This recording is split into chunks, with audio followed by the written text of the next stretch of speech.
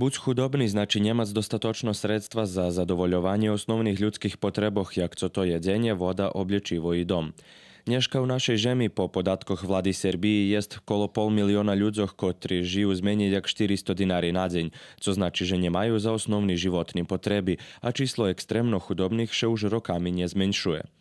Ruský kultúrny center i parochia Svätých Apostoloch Petra i Pavla u Novým Sadze prepoznali tot deň i posielajú apel na všetkých tých, ktorí u možlivosti, že by donirali šmaty, obuj, jedzenie, sredstva za hygienu i drugi stvari tým, ktorým to potrebne. Poprinošeli to ti žimski stvari. Teraz jakni i majici i štrikeri, i dzecinski baviska i až jedan karsce sme dostali za bebu.